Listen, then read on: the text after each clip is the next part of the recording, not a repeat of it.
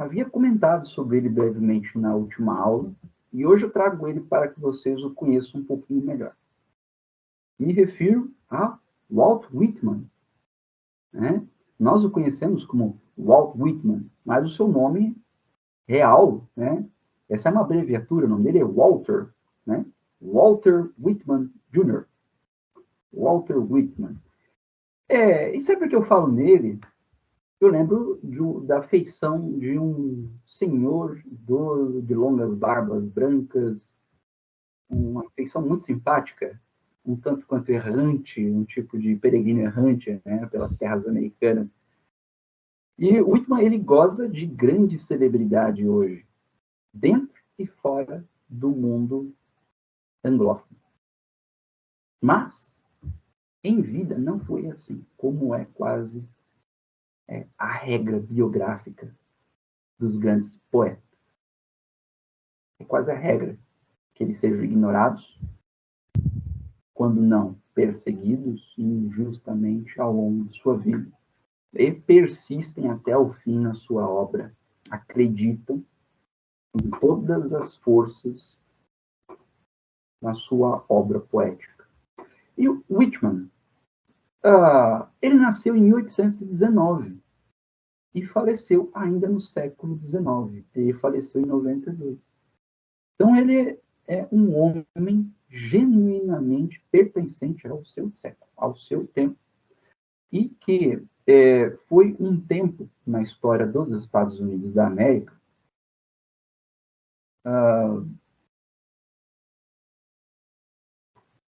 sombrio. Foi um tempo de grande, intenso sofrimento. Porque o século XX nos Estados Unidos ele foi indelevelmente marcado pela Guerra de Secessão. Nós chamamos também de Guerra Civil Americana. E ela marcou presença na biografia de todos os grandes nomes da história americana na sua luta pelo republicanismo, seja de que forma as formas que ele assume, né? Entre democratas e republicanos, e essas nomenclaturas, elas muitas vezes invertem o seu sentido ao longo das gerações, o que cria muitas confusões na história da política norte-americana, né?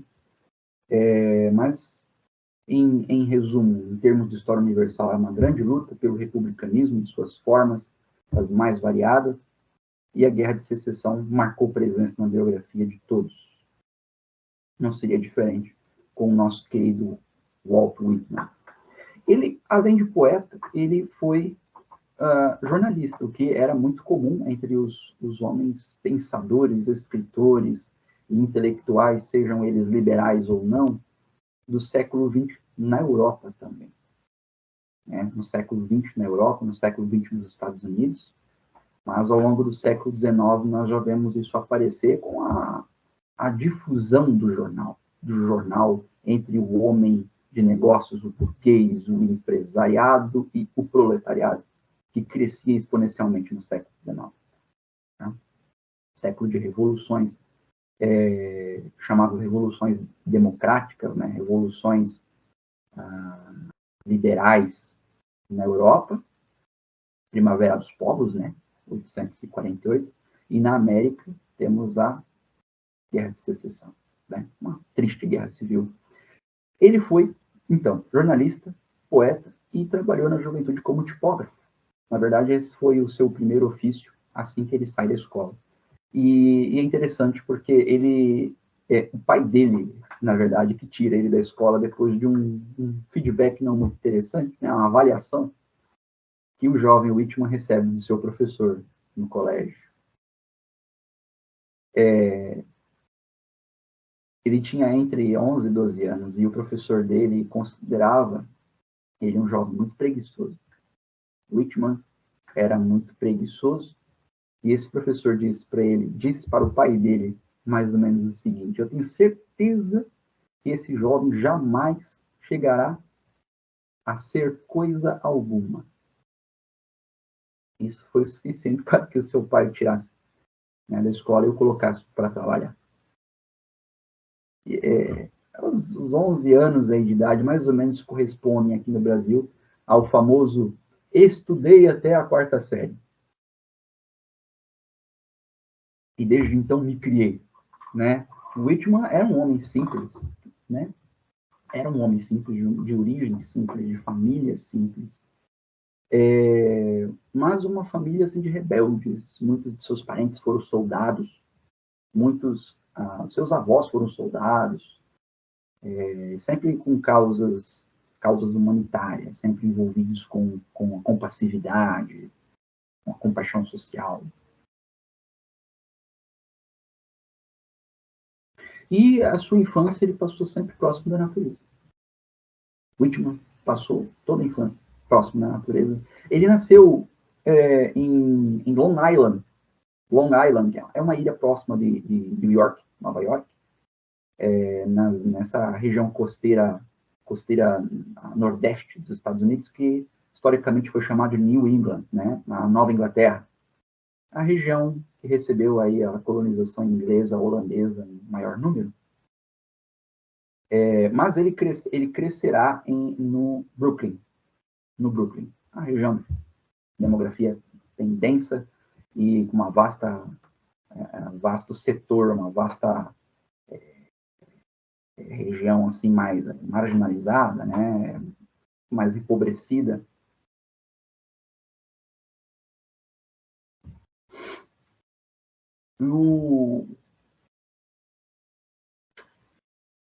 A obra dele a gente pode considerar assim um tipo de síntese. Whitman fez a síntese entre o que se chama de transcendentalismo americano, e é baseado na crença da bondade humana inata, na crença da bondade inata, e na crença de que o divino se manifesta nas coisas simples da vida comum.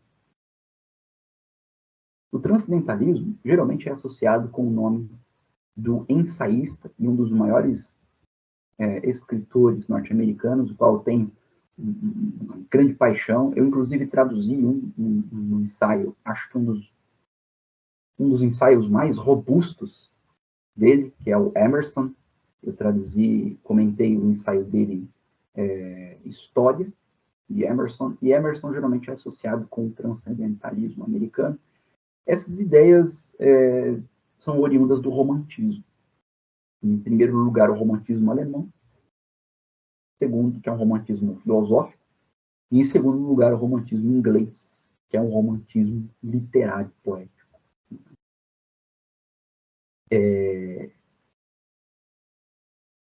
Emerson vai popularizar o transcendentalismo na região de Massachusetts, já cidades maiores, em metrópole, né, com uma classe intelectual já mais sedimentada há mais tempo. E transcendentalismo, então, uma síntese do transcendentalismo com o realismo. E o realismo é uma escola literária francesa. Em primeiro lugar, francesa, e em segundo lugar, russa.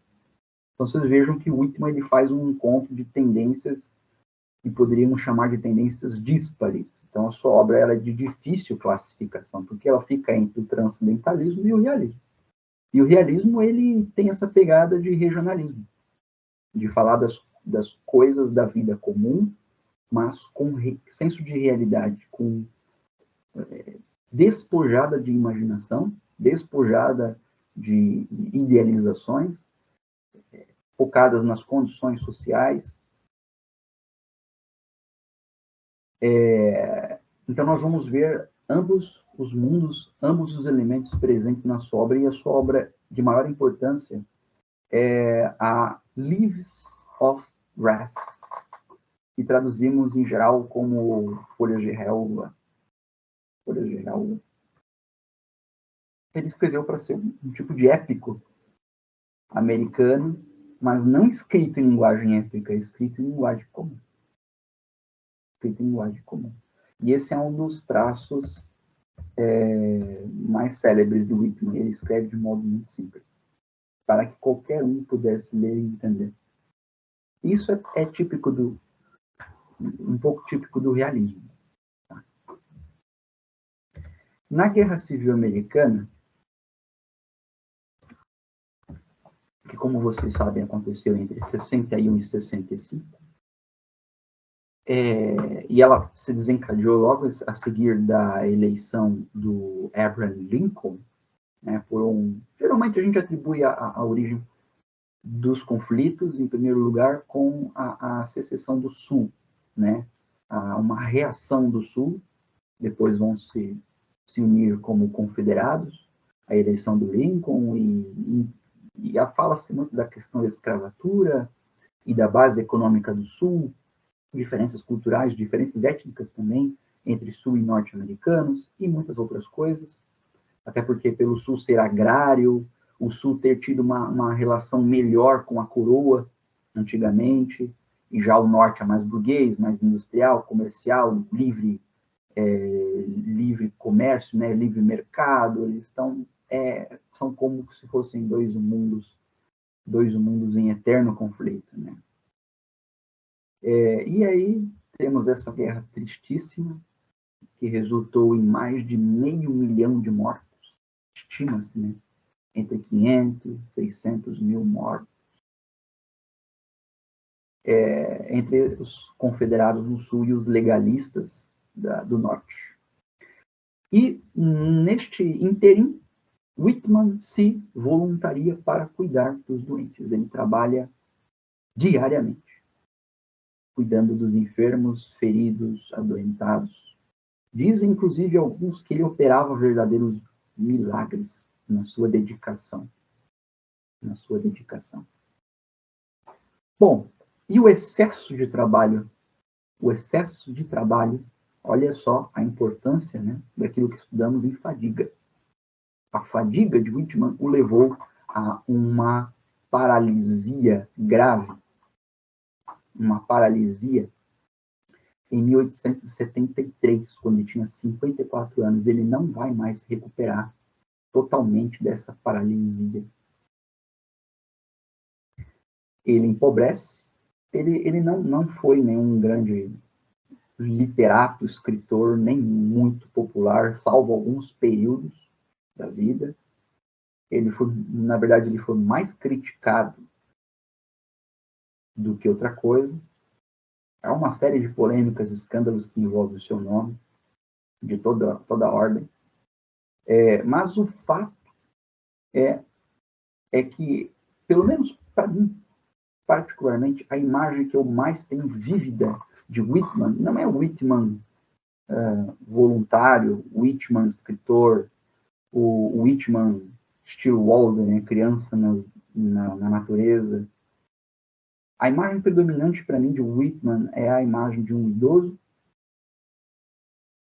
levemente deformado, cansado, sozinho, pobre, andando pelas ruas com uma cesta no braço, com livros, vendendo os próprios livros de porta em porta. Até que, idoso, ele é acolhido por uma outra idosa, uma viúva chamada Mary Davis, que, inspirada por piedade, vai cuidá-lo, vai até a casa de Whitman e se torna sua governanta, começa a alimentá-lo e cuidar dos seus afazeres domésticos até o fim da vida. E a sua casa vai se entulhando de livros que ele não consegue vender, os próprios livros. Não desperta o interesse dos seus compatriotas. Até que, com seus 73 anos de idade, no seu último ano de vida, em que ninguém sabia que era o último ano de vida dele, que é 92, seus amigos, ainda restantes, organizam uma surpresa para Whitman, fazem um banquete, preparam uma festa para ele na casa dele, o surpreendem, festejam, levam tudo de comida que conseguem carregar para a casa dele, banqueteiam, farreiam. O Whitman fica muito feliz e em pouco tempo depois ele falece. É como se fosse uma despedida, mas que ninguém sabia que era uma despedida. E esse é o fim de Whitman. O fim muitas vezes não lembrado. Nós vemos um grande nome e pensamos, ele era uma celebridade, né? Um grande poeta, um grande escritor, um grande homem. Ele se torna. E foi o caso de Whitman, ele se tornou. Hoje ele é considerado um dos, se não o maior poeta norte-americano. Isso não é pouca coisa. Os norte-americanos são excelentes poetas, excelentes romancistas. E peço, então, licença para uma breve leitura de Whitman, porque não vale a pena só falar sobre, né? Vamos deixar que ele fale um pouquinho?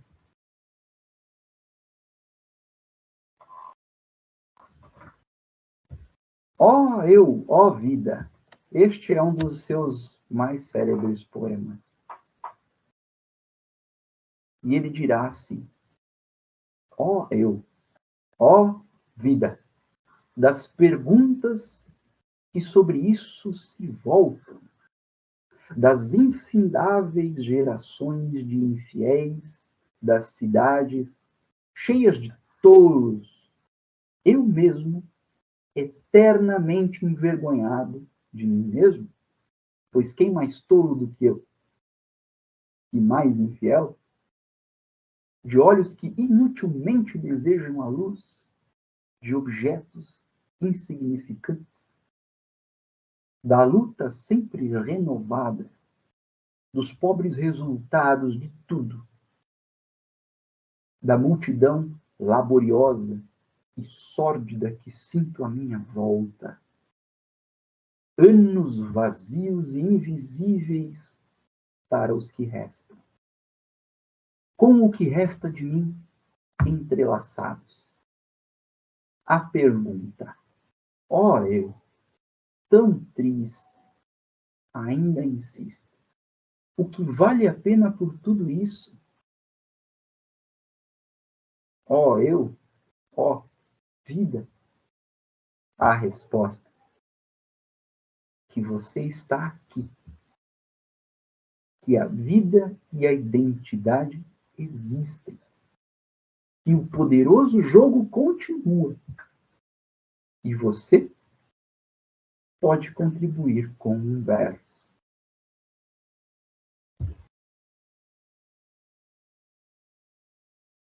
Whitman é tão claro, é muito diferente ler Whitman de ler Keats, né? É muito diferente, né? Quase que dispensa explicações, vocês não acham? Whitman descreve em muitos poemas vários elementos como se fosse um texto injuntivo, né? Como se fosse uma lista. Ele descreve vários fatos, elementos, fenômenos e acontecimentos da vida comum. Homens trabalham, mulheres tecem, crianças brincam. E eu estou aqui, me perguntando, por quê? Para quê? Para onde? É quase sempre a posição de Whitman. E aqui ele responde. Esse poema é especial porque ele dá uma resposta. E ele diz que, apesar de tudo, você ainda pode contribuir com o verso. E este verso é só seu. É o seu verso. E quanto a isso, você importa. A sua importância na vida está no verso com o qual você contribui para ela. Há um outro poema que eu também gosto. Esse poema está no seu Folhas de Relva. Traduzido assim, o título, Estão todas as verdades à espera em todas as coisas. Este aqui se vincula de um certo modo com os nossos estudos. Estão todas as verdades à espera em todas as coisas. Não apressam o próprio nascimento e nem a ele se opõem. Não carecem do fórceps do obstetra. E para mim, a menos significante é grande como todas. Quem pode haver de maior ou menor que o toque? Sermões e lógicas jamais convencem. O peso da noite cala bem mais. bem mais fundo em minha alma. Só o que se prova a qualquer homem ou mulher é que é. Só o que ninguém pode negar é que é. 1 minuto e uma gota de mim tranquilizam o meu cérebro. Eu acredito que torrões de barro podem vir a ser lâmpadas e amantes. Que um manual de manuais é a carne de um homem ou de uma mulher. E que num lápis ou numa flor está o sentimento de um pelo outro. E hão de ramificar-se ao infinito e começar daí até que essa lição venha a ser de todos. E todos nos possam deleitar, e nós a ele.